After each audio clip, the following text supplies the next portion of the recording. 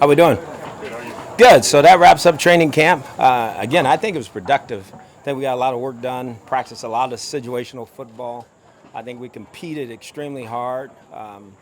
We did some tackling. We did a lot of different things leading up to the first preseason game, and I think that showed in the first preseason game. I thought there was some improvement in the second game, offensively and defensively. And now we need to put it all together. The starters will play longer. They'll play about a half. And everybody wanted to know that answer, so they'll play longer than they played the other night. And I doubt if I play them the second half, but obviously I reserve the right to stick them back out there if need be. Again, I think the guys know what I'm looking for is just improvement. We just got to keep getting better each and every time we go out. And I saw that the last time. I need to see it again. And then some other areas. I mean, how hard we play, fundamentally, the penalty issue, we got to continue to curb that. And that involves the discipline of our football team. We talk about it all the time. We got to go do it. And I'm expecting our veteran players to lead that charge. Got to continue to get good quarterback play. We got to protect our quarterback. We got to put more pressure on the quarterback and take the ball away. So those are some things I'll be looking forward to seeing, and also in special teams, just covering punts better. We have to do that. Can't have the ball coming back at us like it has last week. So we have some improving to do. I think the guys, to a man, I've seen improvement throughout training camp from our players. I think the staff is finding their way together. I think because it's new in some areas, that's a good thing as well. And we've been in 2 ball games now, so all the kinks should be starting to get ironed out, and we're heading into our 3rd game together, so that'll be a lot of fun too. So again, we got to keep getting better every week, as I said, and we got to go from there. Do you want Baker Mayfield to take most of the other half, just from the standpoint this might be his last action in a while, these next couple of games? Yeah, he's going to play quite a bit. I mean, I want him to play, so he's going to play, that's for sure. Do you need to see Drew again? I mean, if we stick him out there, we will. But I want Baker to get as much exposure as he can. Hugh, who among the jumped the most from the beginning of training camp to the end of camp? Well, there's quite a few guys that hit my mind. But obviously, I think Austin Corbett, from where he started, playing tackle and guard, and really kind of solidifying himself playing left guard. And then I think you have to give kudos to Joe Batonio for what he's done.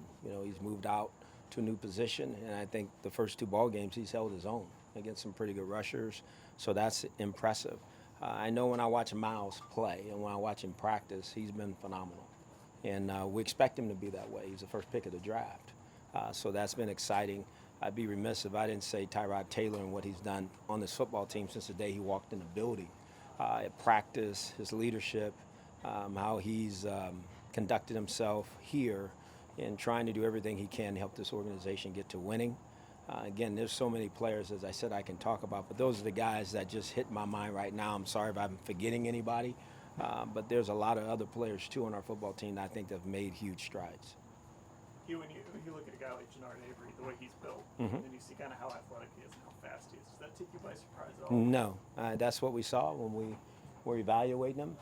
The question was going to be where you play him, because he's versatile that way. He plays linebacker. He can rush. He can do a lot of different things. And he's not surprising, but I think you guys started to see what he can be a week ago.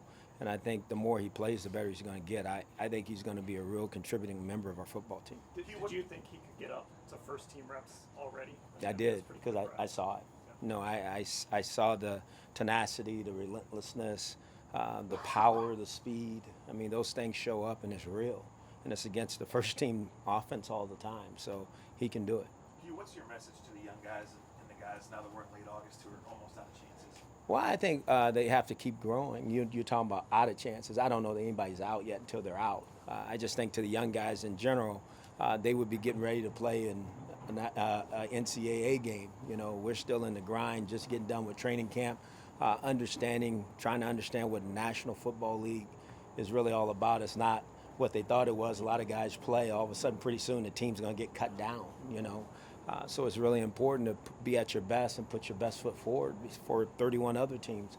If it doesn't work out here, hopefully it'll work out somewhere else for you. Did you answer the questions that you wanted to answer going into this training camp? I'm sorry? Were you able to answer all the questions that you had going into this training camp? Quite. Or do you still have some things that you're still not sure about? No, quite a few of them we have. Again, I think we're still solidifying the rest of the offensive line. I think we know who possibly the starters will be. Who else is going to contribute there. And so we need to still see that this week. I think in the secondary, I think it's starting to shape, just kind of shape itself out as to who the frontline guys can be. The receiver position, we got to continue to work through that. Who else is going to rush the quarterback besides Miles and Avery and Emmanuel and those guys? Can we put pressure with just 4? Do we have to do more? Can we cover the real good elite receivers in the league? And we won't really know that till we play against Pittsburgh. It's okay. Some teams play their starters through the third quarter, Mhm. first rehearsal game. Mhm. So this might give Baker an opportunity to face a first-team defense for a little while. Right. Is that part of how you might want this to go? Mary Kay, not really. I mean, all depends on what they do. I'm not concerned with what they do. I know what we're going to do. I'm going to play our guys.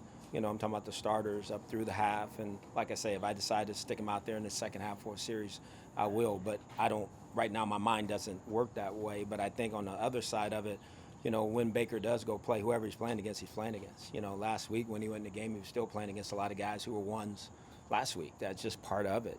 Everybody's got to do on their team what they feel they need to do, and I don't know how that's going to unfold. So when some teams put the starters out in the third quarter to kind of have them go through a halftime, you think that's kind of overrated? No, I do for me. I think a lot of these guys know how to play. Now, Corbett has kept playing. The guys that have needed to keep playing have done that. They've come back out and kept going. The other guys are pretty real veteran players who've been through it for us. And so I feel comfortable that way if I decide not to do that. I think that won't be anything that stops us from having success in the future. Any more clarity from the league as far as Josh and when he can get back on the field? No, I think very soon. I think, again, as I said, I think the most important thing for Josh is let's make sure he's in great shape, in a great place. Let's keep him where he's been since he's been here, which has been outstanding, and keep moving him forward. My goal, as I said, if there's a chance against Detroit at the end, be great. If not, my real goal is can we get him up and running by the time we play Pittsburgh? I think that's really important. There were a number of perhaps difficult decisions you and the Browns had to make this camp. What to do at left tackle, Mhm. how to react to Callaway, Corey Coleman, Des Bryant, come or go, when to start implementing Gordon. Is there any one that was a tough one that you had to deliberate longer on? Tony, I think they all were pretty tough. I'm not going to say one was, probably the biggest one for me was Callaway. Just because here's a young player, and I want him to get off to the right start, not the wrong one. And I think that's important. I think a player that comes here wants to prove he deserves to be here. When things happen that way, you have to handle it right for his future and for the organization as well. And I think we did that. I think, again, I think he's, remorseful for what he did. I think he understands the, everything that comes with that, that there's a chance that you could not be here, that you have to do it right. And that's the message I would send to any young player. We'll work with you, if you'll be honest and upfront, but we have no tolerance for BS. Gerard Taylor has been saying that terminology is the biggest hurdle for him to get up to speed with. Mhm. Do you agree with that? And Oh, how's he yeah. coming along with making that second nature for himself? Well, no, I think it is for any time it's a new system, but if you work at it, and he's the hardest worker in the building, so I think he's tackled it the way you have to in order to have that language become, because the language has to become his language at the end of the day. He has to be the guy that verbalizes it and says it and know it, stone cold. And I think the extra work that he's put in is giving him a chance to do that. You said who's the most improved. Who surprised you? Maybe like Jiz or whoever. Who surprised you here in this camp? I don't know that I'm surprised. When I look at David Njoku, what he did in the first game, that's who we want David to become. And I thought last week he blocked extremely well. And I think that's tough. I don't think people still recognize that he's still a young player, and he's playing against some grown men at defensive end, and having to block those guys playing and play out, at 255 pounds is hard. And I think he's taken that challenge on. I think he's done a great job that way. Obviously, our young corner, I think, is very, very talented, very talented. But again, he's got to play a lot of football. There's a lot there's a lot of really good receivers down the road that he's going to have to face here pretty soon, week in and week out. And just the pressure of handling that, we won't know until we do it. You know, that's just the way it's going to be. But not a surprise, but I think he's done some good things, and he's the type of player that we want. You know, again, when I look at, you know, just what Baker's done, you know, walking in here, handling everything from the media to his teammates to all the expectations, all that, I think he's been outstanding, you know, and I can't say that enough. He's handling all of this the right way, and I think that's very, very important for his future and what he's trying to accomplish. You've had it's been a real positive camp compared to the other two, but you've been positive. Absolutely. But the expectations are so much different this year than your first 2 years. Right. So what's your state of mind at this point of the season? Like, are you nervous? Are you excited any more so? Very excited. Probably more excited than I've been the first 2 years, because I truly believe that winning is in this group, you know, in this coaching staff, in this group, in the plan that we've laid out. I think there's a chance. Now we got to go do it. We got to coach good. We got to improve our players, and the players got to continue to buy in to what we're all selling. But at the same time, I've never been more confident about a group having an opportunity to have success than ever before. Hey, Hugh, is it a good thing that the dress rehearsal comes against the Super Bowl champs as far as a test for you guys and kind of a measuring? No, it does. You know, again, I just said that to the guys. You know, this Thursday we play against who were the defending Super Bowl champions in our stadium. You know, what better way than to have a dress rehearsal game, you know, and so it gives us a chance to go out and measure where we are, you know, and really go play good football. And so I think our guys, to a man, I think they're excited about the opportunity. Do you know, I'm sure you have a feel for what your team's going to look like when you get to the regular season, but how much is it shaped by the third preseason game where you get to see the starters play for a half? I'm not going to tell you it's shaped by that. I've been in this league long enough to know that's just what it is. It's just rehearsal where the guys play longer.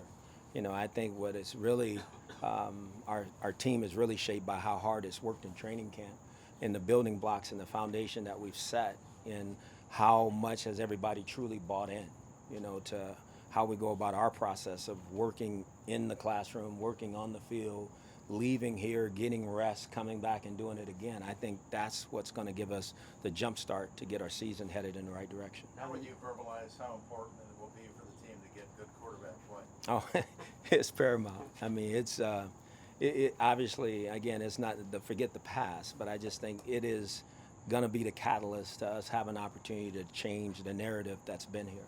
And I think we have some guys that can do that. I truly do. Have you had a position group since you've been here as deep as your linebackers this season? No, sir, haven't. And just because there's so many guys that A, can play, and B, you have versatility that guys can move around within that group? Yeah, you said it. I mean, I think there's guys who have played. We have guys playing Super Bowls. We have guys that have been seen as some of the best players, you know, at their position. We have guys that, you know, have experience of winning. And some are young, some are old. You know, it's a good mix, but they're very talented, and they all have different skill sets, and they're versatile. So they give Greg an opportunity to do different things at different times. That, to me, helps our defensive football team. Now that you've been through a full camp with you in the CEO coach role, and Todd here, and through 2 preseason games, how are you feeling about that? And just, is there anything about the experience that's surprised you in any way? I see more. I see more things. Probably assistant coaches don't like me as much, you know, because I'm always in their rooms talking about something I've seen, you know, whether it's in walkthrough, whether it's in practice. It allows me to see a lot more of our football team and to give some real concrete evaluation to the things that are happening. You know, obviously, when you see it in real time, it's different than when you go up and have to see it on tape. No, I really appreciate you know, the staff that I have. I'm glad that Todd's here. I think he's doing a good job with the offense. And again, you know, I always kind of tend to lean that way, but at the same time, this has been really good for me because I get to see our team at all different levels, you know, and see where we need to improve and how we need to get better, and kind of sometimes even lay out a plan on how to do that. So I think that's been good.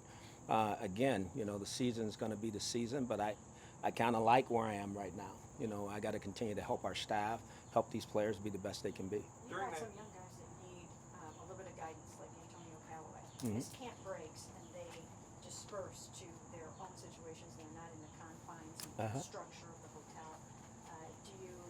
What's your mindset on a guy like that? We still provide them structure. You know, I think that's, you said it best. It's different when they're here. Now that they go away, it doesn't mean that we're going to let them go.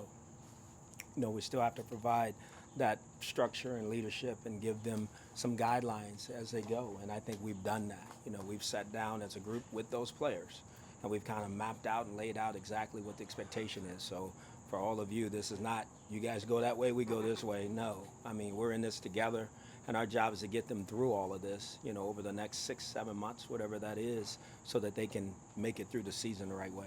In relation to Nate's question about that CEO role, in that first game when you decided to go for it on 4th down and then go for 2, without having the play calling duties, like were you able to make those decisions quicker, or is that something you would have done, kind of been on top of it the same way? No, I truly believe it's something I would have done, period. You know, I have a young man, as I told you guys earlier, Dave Giuliani, who comes down and meets with me way before game time. And I make those decisions pretty early about what I want to do or what I don't want to do based on the team and who we're playing and the information we have about the team. So, you know, I would like to say that I would have done it anyway.